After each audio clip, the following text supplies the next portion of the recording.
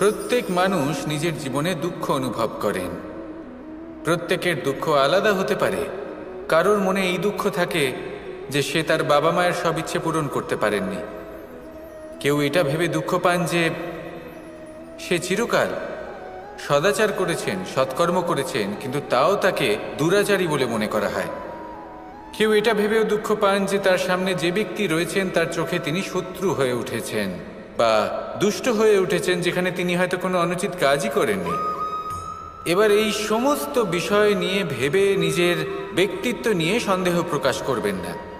যদি নিজের ব্যক্তিত্ব নিয়ে কোনো সন্দেহ থেকে থাকে, তাহলে কর্ম সংক্রান্ত প্রশ্ন করুন যে আপনি যা করেছেন তাতে কি উচিত ছিল, কি অনুচিত ছিল।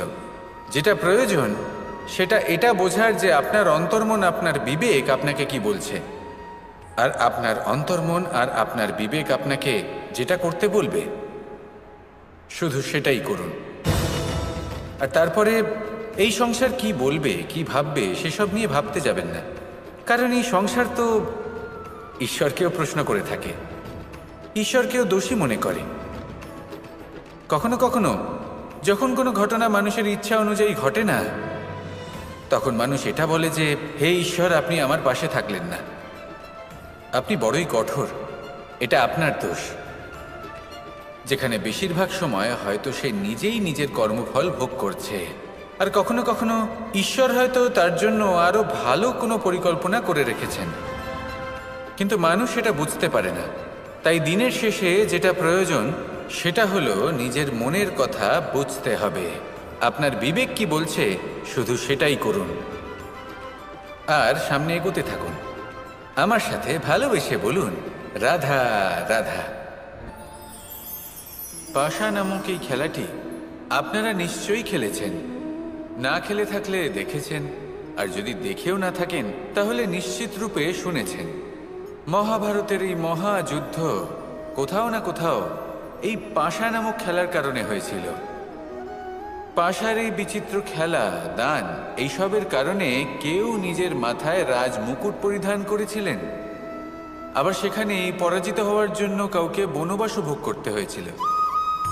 কিন্তু এই খেলা সমাপ্ত হওয়ার পরে সমস্ত ঘুঁটি আর এই পাশার ছক একই পুটলিতে স্থান পেল।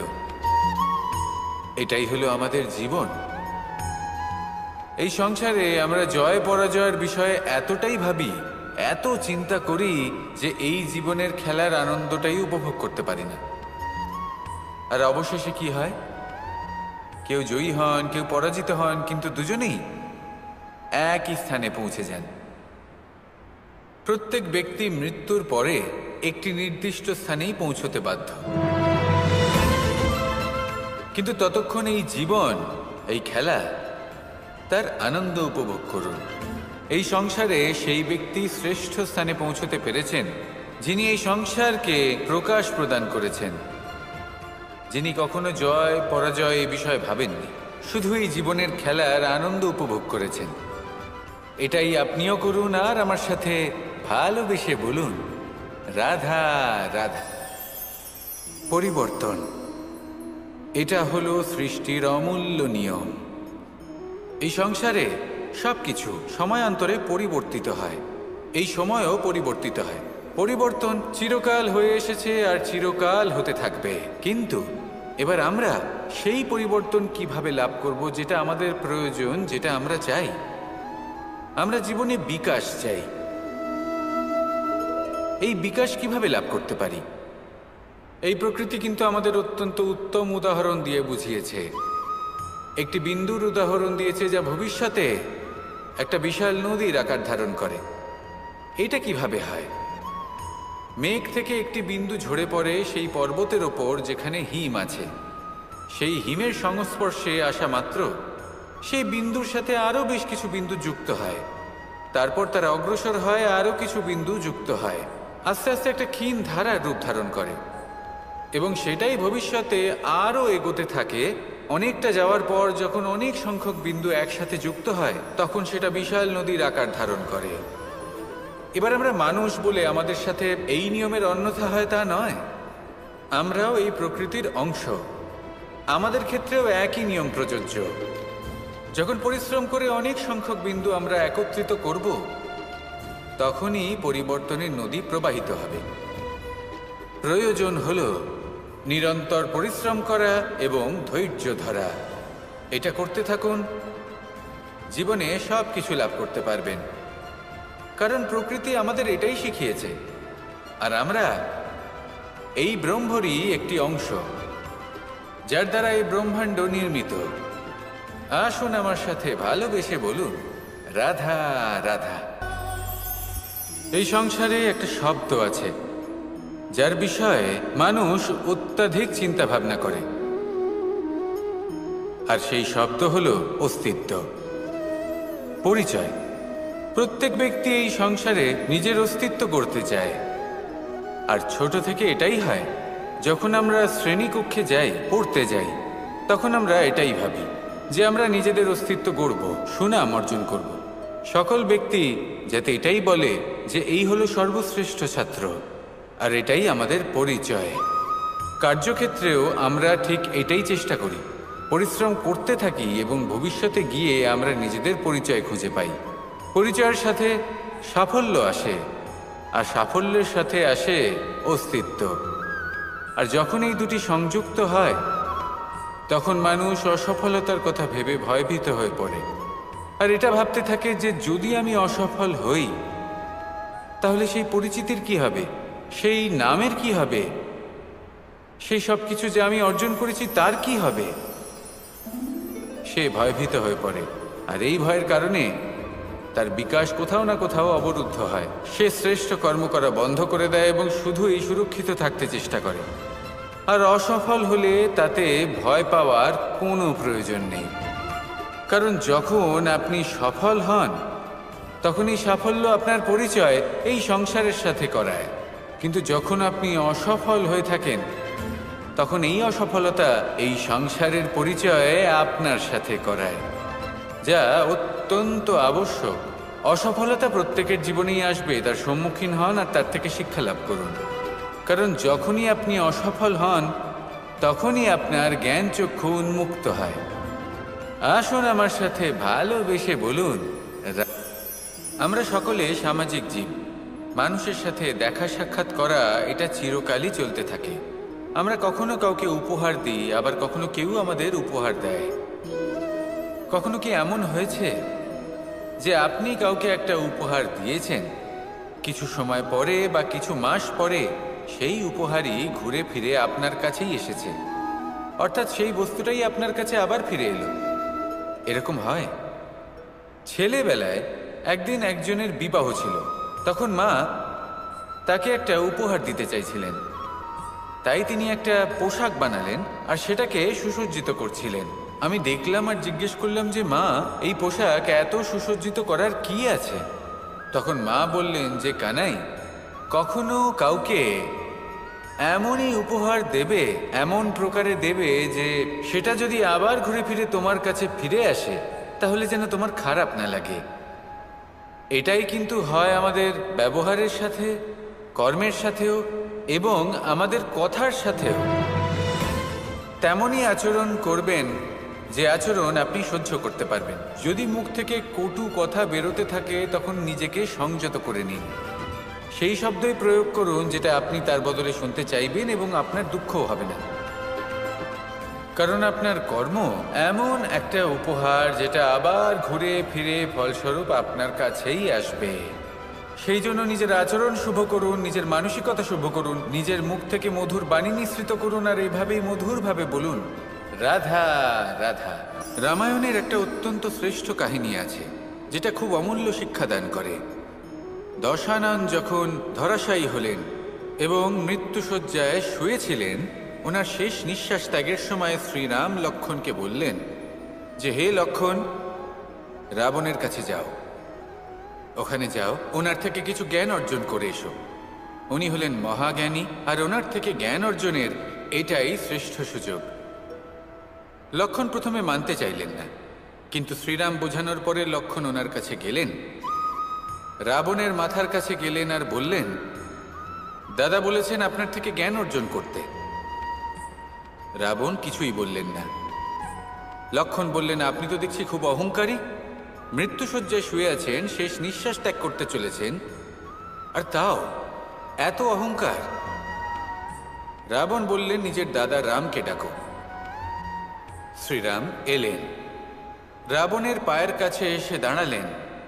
উনি নিজের হাত জোড় করলেন আর বললেন, হে মহাপণ্ডিত রাবণ, আপনি হলেন মহাজ্ঞানী, দয়া করে আমাদের কিছু জ্ঞান প্রদান করুন। রাবণ বিনম্র চিত্তে ওনার কথা শুনলেন, খুব বিনম্র চিত্তে ক্ষমা প্রার্থনাও করলেন, আর এই সংসার একটি অত্যন্ত শ্রেষ্ঠ জ্ঞান লাভ করল। এর দ্বারা আমরা ঠিক কি শিক্ষা লাভ করি? রাম এবং লক্ষণ দুজনেই ছিলেন তেজস্বী, দুজনেই ছিলেন শ্রেষ্ঠ, ছিলেন বীর, ছিলেন বলবান। কিন্তু শ্রীরামকে মর্যাদা পুরুষোত্তম বলা হয়ে থাকে, কারণ উনি বীর ছিলেন, সাহসী ছিলেন। তার সাথে একটি অত্যন্ত গুরুত্বপূর্ণ গুণ ছিল, সেই গুণ হলো বিনম্রতা। এটা খুবই শ্রেষ্ঠ একটা গুণ। যদি কেউ আপনাকে কটু কথা শোনায়, তাহলে উত্তরটা আপনি বিনম্রভাবেও দিতে পারেন। এই বিনম্রতা এমন এক আবেগ যেটা দেখে মনে হবে কোমল, কিন্তু এটা ততটাই প্রবল অস্ত্র। এমন একটা অস্ত্র যা সকলকে নিরস্ত্র করে দিতে পারে। যদি আপনি সাহসী হন এবং বিনম্র হন, তাহলে আপনি বিজয়ী হবেন। যদি আপনি জ্ঞানী হন এবং বিনম্র হন, তাহলে আপনি অবশ্যই মহাজ্ঞানী হয়ে উঠবেন। তাই নিজের মনে বিনম্রতা ধরে রাখুন আর ভালোবেসে বলুন, রাধা রাধা। কখনো এই প্রকৃতির দিকে তাকিয়ে থাকবেন। এই প্রকৃতি অনেক ধরনের শিক্ষা দেয়। কোনো একটা গাছকে দেখুন, কিভাবে সে মাটি থেকে জল শুষে নেয়। সে ঝড় হোক বা হোক কড়া রোদ, সব সহ্য করে এবং অবশেষে সে ফল ধারণ করে। আর সেই ফল উৎপন্ন করার পরে সে ফল কিন্তু সে নিজে গ্রহণ করে না, এই সংসারকে প্রদান করে, যাতে পশু পাখি মানুষ তারা এই ফল গ্রহণ করে শক্তিশালী হয়ে উঠতে পারে, সুস্থ থাকতে পারে।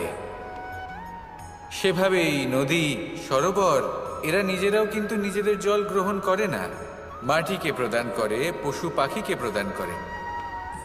সূর্য নিজেও নিজের জন্য প্রজ্বলিত হয় না,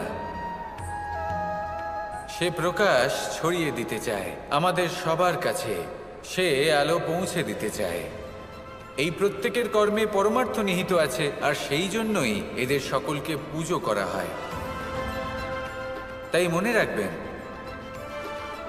আপনার কাছে জীবন যাপনের অতিরিক্ত যা কিছুই আছে তা পরমার্থের জন্য। তাহলে তার সদ্ব্যবহার করুন আর আমার সাথে ভালোবেসে বলুন, রাধা রাধা।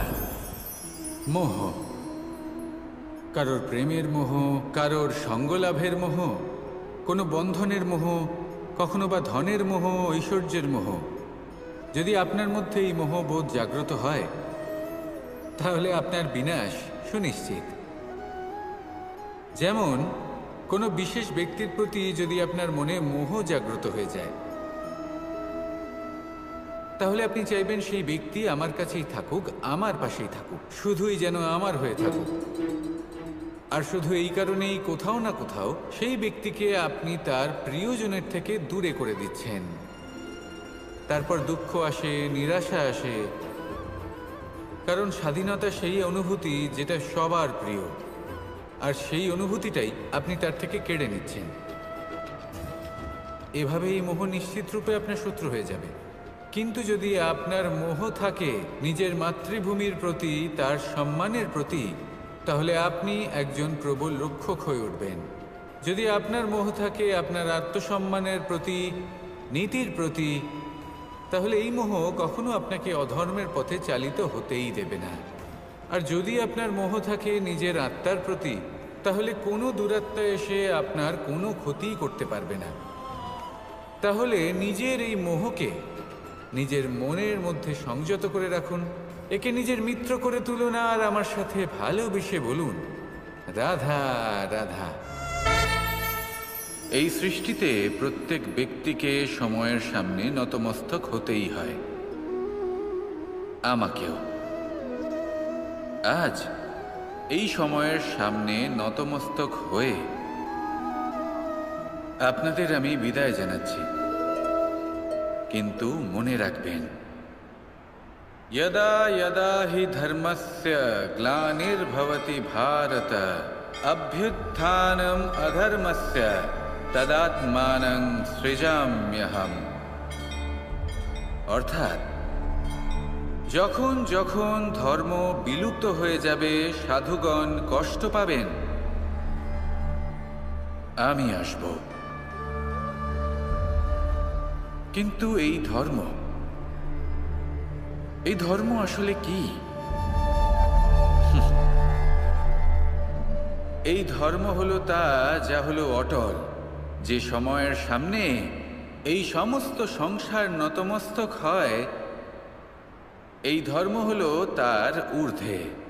আর আমার কাছে তো ধর্মের অর্থ শুধুমাত্র একটাই, প্রেম।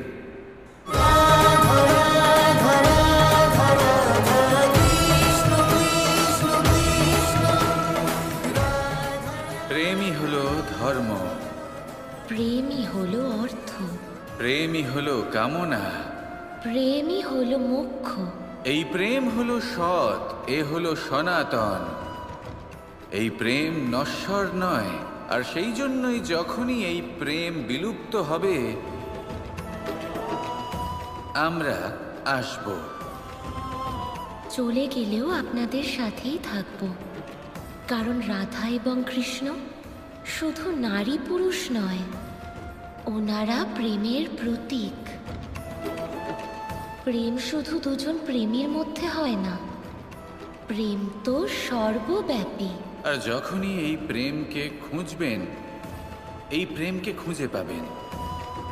কখনো মাতা পিতার মধ্যে, কখনো ভাই বন্ধুদের মধ্যে, কখনো মিত্রদের মাঝে বা প্রকৃতি বা জীবের মাঝে, কখনো এই মাতৃভূমির মাঝে, আর কখনো দরিদ্র সেবার মাঝে।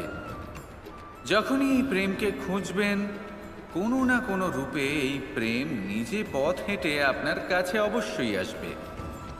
শুধু নিজের চোখ বন্ধ করুন, আমাদের সাথে আসুন, আর ভালোবেসে বল।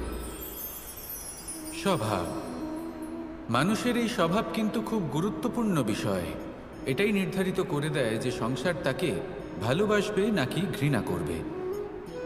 এটাই নির্ধারিত করে দেয় যে তার আপনজন মানে তার প্রিয়জন তার সাথে থাকবে নাকি তার থেকে দূরে চলে যাবে। এবার স্বভাব কেমন হওয়া উচিত? কিছু মানুষ বলবেন যে স্বভাব চন্দ্রমার মতো হওয়া উচিত, অত্যন্ত সুন্দর এবং শীতল। কিন্তু চন্দ্রমা নিজেও তো সূর্যের কাছে নিজের প্রকাশের জন্য ঋণী। সূর্যের মতো হয়ে উঠুন। এই সূর্য যখন উদিত হয় তখন শান্ত থাকে, তারপর সারা দিন নিজে প্রজ্বলিত হয় এবং এই সংসারকে প্রকাশ প্রদান করে, যাতে এই সংসার নিজের কর্ম করতে পারে। আর যখন এই সূর্য অস্ত যায়, তখনও কোনো কোলাহল করে না, শান্তভাবে অস্ত হয়। সূর্যাস্তের সময় পরিবেশ শান্ত থাকে, সমস্ত পশু পাখি আনন্দে থাকে। সূর্য যখন অস্ত হয় তখন এই আশা নিয়ে অস্ত হয় যে পরের দিন সে আবার উদিত হবে, আর অস্ত হওয়ার পরেও সে চন্দ্রমাকে নিজের প্রকাশ প্রদান করে। যদি আপনিও নিজের উত্থানের সময় অহংকার না করেন এবং নিজের পতনের সময় দুঃখী না হন, আর জীবনে অন্ধকার ঘনিয়ে আসার পরও আপনি অন্যদের সাহায্য করেন, তাহলে সূর্যের মতো আপনি আবার উদিত হবেন, এই সংসারকে প্রকাশ প্রদান করতে পারবেন, সাফল্য লাভ করতে পারবেন। আসুন আমার সাথে ভালোবেসে বলুন, রাধা রাধা।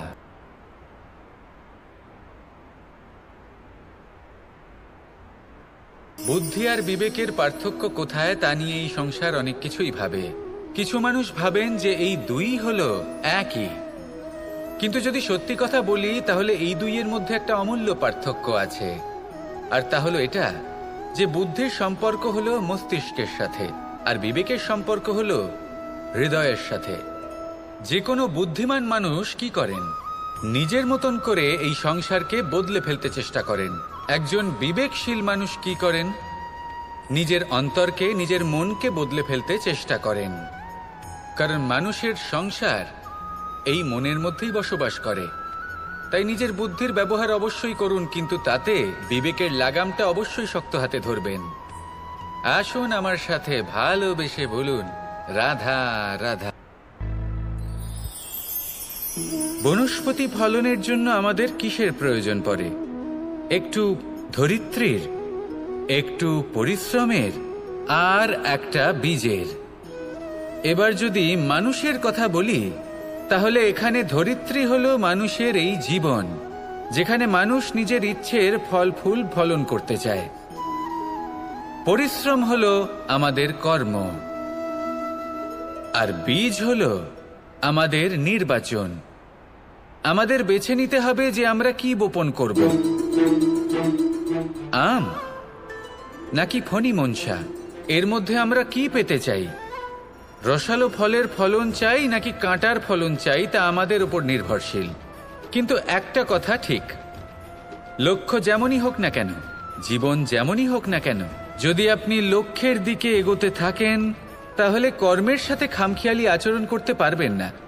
যদি আপনি এমন করেন, তাহলে এটা আপনাকে একটা অনুচিত লক্ষ্যে পৌঁছে দেবে, সেটা কিন্তু নিশ্চিত। সবসময় এটা মনে রাখবেন, কর্মের সাথে খামখেয়ালি হবেন, অর্থাৎ কর্মফলও আপনার সাথে খামখেয়ালি হবে। তাহলে নিষ্ঠার সাথে কর্ম করতে থাকুন আর নিজের লক্ষ্যকে প্রাপ্ত করুন। আর আমার সাথে ভালোবেসে বলুন, রাধা রাধা। পরিস্থিতি কখনো এটা ভালো থাকে, আবার কখনো মন্দ হয়ে যায়। কখনো এই পরিস্থিতি আমাদের পক্ষে থাকে, আর কখনো এই পরিস্থিতি অনুযায়ী আমাদের চলতে হয়। কোনো বিকল্প থাকে না। কিন্তু যখনই এই পরিস্থিতি খারাপ হয়ে যায়, তখন কি করা উচিত সেই প্রশ্ন মনে জেগে ওঠে। পরিস্থিতি যখন প্রতিকূল হয়, তখন আমরা কিছু হারালে তা হারিয়ে ফেলি, ঠিক আছে, কিন্তু যা বাকি আছে সেটা আমরা আগলে রাখতে পারি। পরিস্থিতিকে সামলে রাখার চেষ্টা আমরা অবশ্যই করতে পারি, শুধু সেটুকুই আমাদের হাতে রয়েছে। কিন্তু এর থেকেও বড় সমস্যা আছে, অহংকার। কখন প্রবেশ করে আমরা জানতেও পারি না। এই অহংকার আপনাকে বুঝতেও দেবে না যে আপনি সত্যি কিছু হারিয়েছেন। আপনার কিছুই যাবে আসবে না। দেখতে গেলে আকাশের সূর্য নিজের প্রকাশ হারিয়ে ফেলে যখন অন্ধকার ঘনিয়ে আসে। তাহলে আমরা কে হই? ওনার সামনে তো কিছুই নই। এই অহংকার আমাদের দমন করতেই হবে। এটা বিশ্বাস করতে হবে যে এই সমগ্র সৃষ্টিতে আমরা শুধুমাত্র একটা কণা, তার থেকে বেশি আর কিছুই নয়। বিশ্বাস করতে হবে যে আমরা ততটাও বড় নই যে কখনোই কিছুই হারাবো না। এবার যেদিন এই জ্ঞান আপনি আত্মস্থ করে নিজের আচরণ পাল্টাবেন, মনে রাখবেন সেই দিনই অহংকারকে দমন করতে আপনি পথে অগ্রসর হয়ে পড়েছেন। এই অহংকারকে দমন করুন আর আমার সাথে ভালোবেসে বলুন, রাধা রাধা।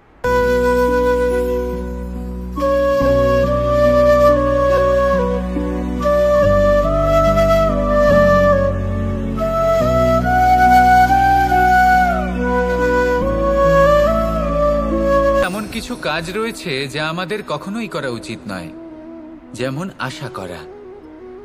যদি আপনি আশা করেন আর আপনার আশা পূর্ণ না হয়, আপনি খুবই কষ্ট পাবেন। এবার আপনি যদি প্রতীক্ষা করেন, করতেই থাকেন, আর সেই ব্যক্তি যদি না আসে, তাহলেও খুব কষ্ট পাবেন।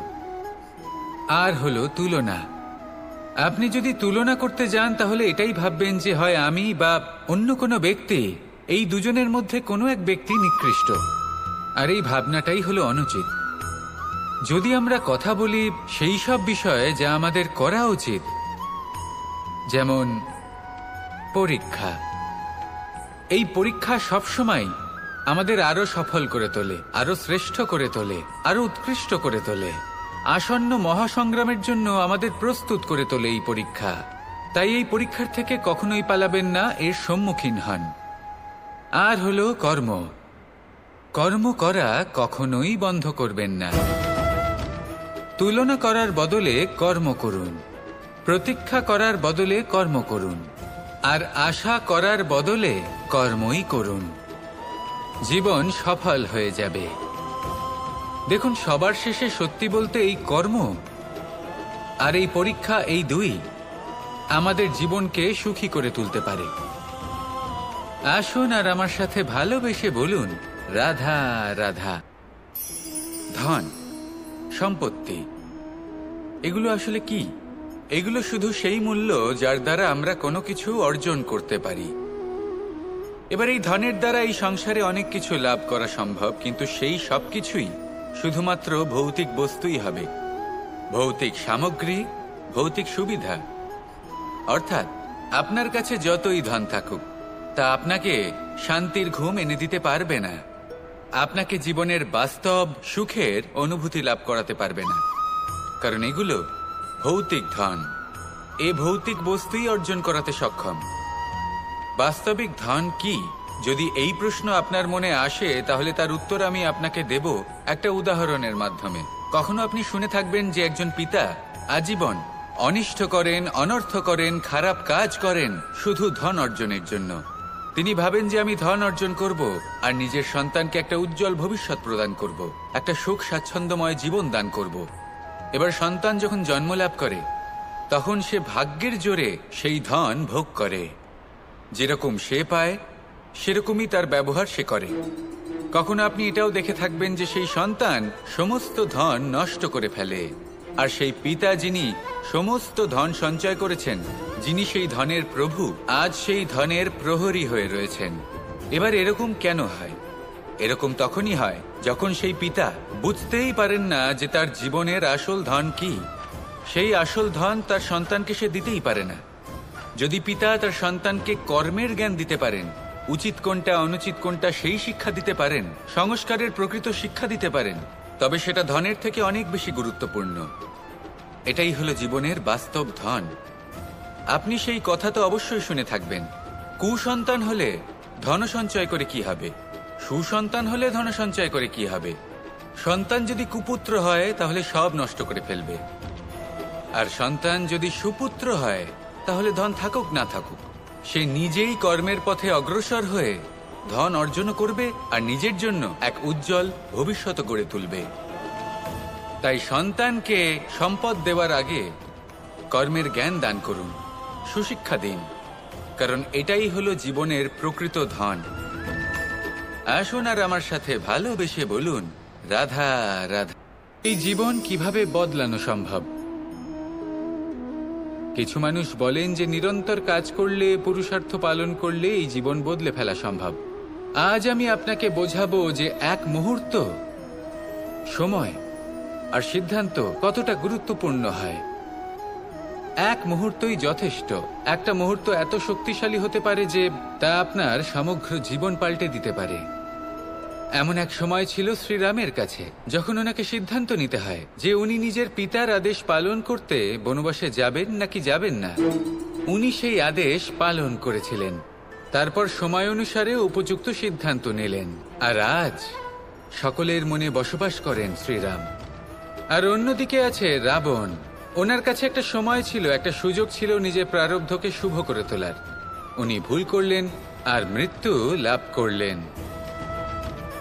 নির্বাচন সবসময় আপনার হাতে, শুধু আপনাকে সময়কে বুঝতে হবে, সেই মুহূর্তকে বুঝতে হবে আর উচিত সিদ্ধান্ত নিতে হবে, ব্যাস। বুঝতে শিখুন এই সময়ের দাবি কি, বুঝতে শিখুন এই সময়ের ইচ্ছে কি, আর উচিত সিদ্ধান্ত নিন।